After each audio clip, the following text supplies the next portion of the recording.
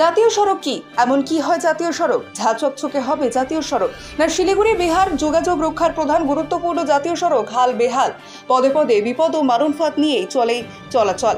খড়িবাড়ির অধিকারী থেকে বাংলা বিহার সীমান্ত পর্যন্ত ৩২৭ নং জাতীয় সড়ক খানাখন্দে ভরা।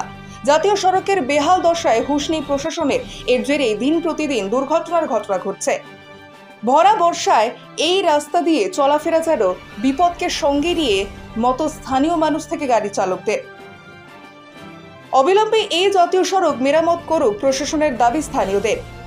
বিজেপি নেতা থেকে বিধায়ক ও সাংসদ বিজেপির হয়েও চোখ পড়ে না কটাক্ষ তৃণমূল নেতার। পাল্টা তৃণমূলের অভিযোগ দিচ্ছে কিন্তু রাজ্য সড়কের রাস্তার দশা বেহাল, বর্ষায় খারাপ রাস্তা হয়েছে। তবে সাংসদকে বিষয়টি জানাবো মতো শিলিগুড়ি মহকুমা পরিষদের বিরোধী দলনেতা অজয় ওরাওয়ের। এটা আমাদের এখন নিত্যদিনের একটা সমস্যা আর কি, কারণ এটা জাতীয় সড়ক মনে হচ্ছে না।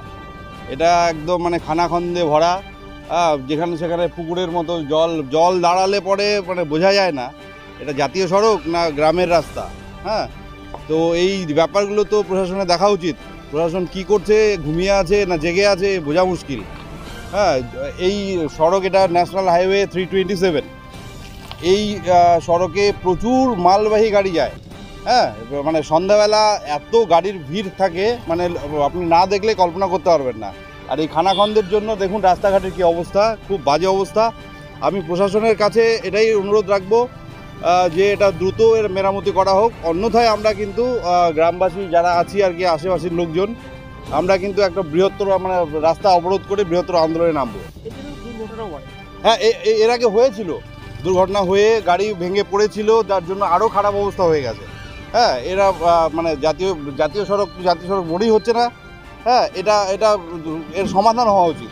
হ্যাঁ, এটাই আর কি।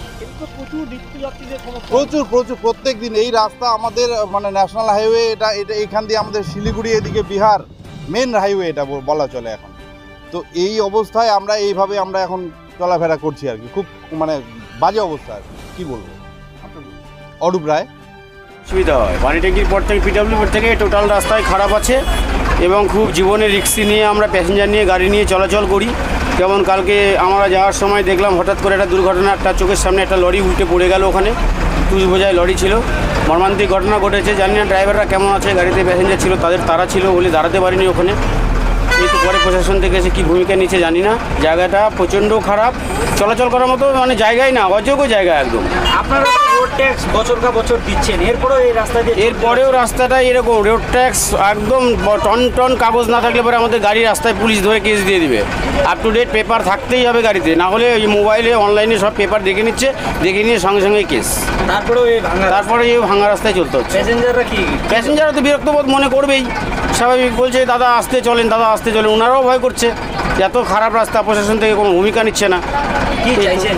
আমরা চাইছি প্রশাসন থেকে ওই জায়গাটা যাতে ভালো করে একদম ঠিকঠাক করে দেওয়া হয়, যাতে কোনো রকম যাত্রী বা কোনো রকম দুর্ঘটনা কারোর জন্য না ঘটে, কারোর জন্য কোনো রকম প্রাণহানি না হয়। আমার নাম রঞ্জিত সরকার। কোন রুটে বাস চালান? আমি শিলিগুড়ি কোর্টমোড় থেকে গলগলিয়া বাস চালাই। সর্বপ্রথম আমাদের তো যে জাতীয় সড়কটা আছে, যেটা আমাদের বেঙ্গল বর্ডার টু পানিট্যাঙ্কি পর্যন্ত প্রায় আনুমানিক 15 কিলোমিটার রাস্তা।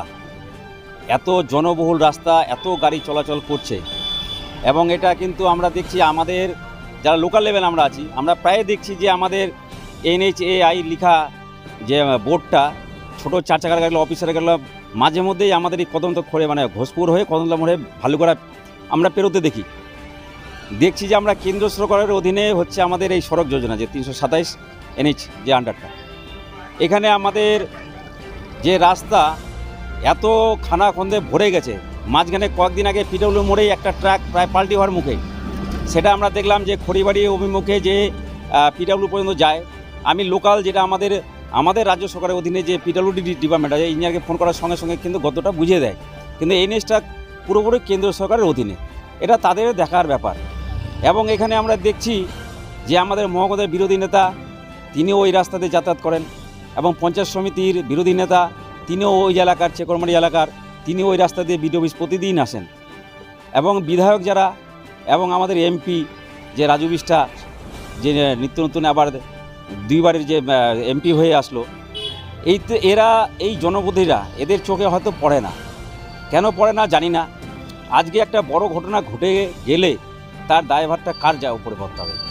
এবং এই যে রাস্তাগুলো খানাখন্দে ভরে গেছে, এই ন্যূনতম যে একটা রিপেয়ার, যে সাময়িকভাবে মানে যোগ্য চলাচলের জন্য গাড়ি ঘোড়া, এবং এই রাস্তা দিয়ে খড়িবাড়ি একটা ব্লক, এই খড়িবাড়ি ব্লকে মানুষ প্রতিদিন বিভিন্ন অঞ্চল থেকে, বিন্দাবাড়ি অঞ্চল, বুড়াগঞ্জ অঞ্চল, রানীগঞ্জ অঞ্চল এবং খড়িবাড়ি অঞ্চলের লোক ওই রাস্তা দিয়ে যাতায়াত করে। এত ট্রাক বড় বড় পণ্যবাহী মালবাহী যায়, যে কোনো সময় দুর্ঘটনার কবলে সাধারণ মানুষগুলো কিন্তু পড়তে পারে।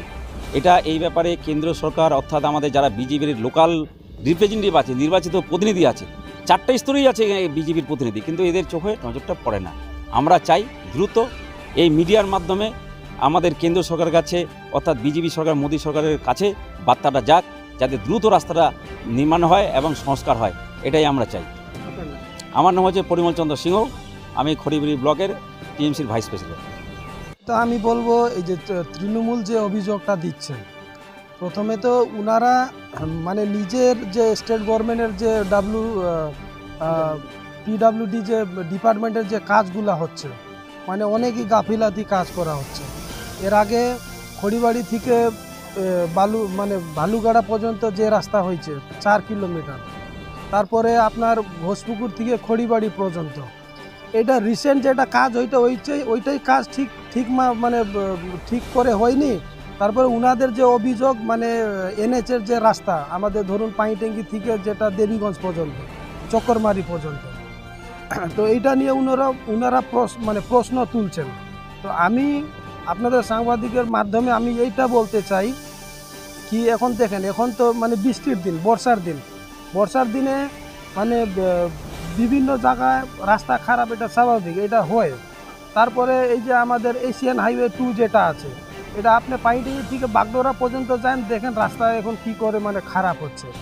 তারপরে আপনাদের মাধ্যমে আমি এইটাও বলবো, যেহেতু আমাদের এমপি সাহেব আছেন, সাংসদ আছেন, আমি উনাকে এই কথাটা আমি নিশ্চয়ই জানাবো। তারপরে এই যে আমাদের গোরখপুর থেকে শিলিগুড়ি করিডোর যেটা রাস্তা, 6 লাইনের রাস্তা আসতেছে, অবশ্যই যখন এটা বেঙ্গলে ঢুকবে তখন চাকাচাক খুব সুন্দর রাস্তা তখন হবে। অজয় উরাও, শিলিগুড়ি মহকুমা পরিষদের বিরোধী দলের।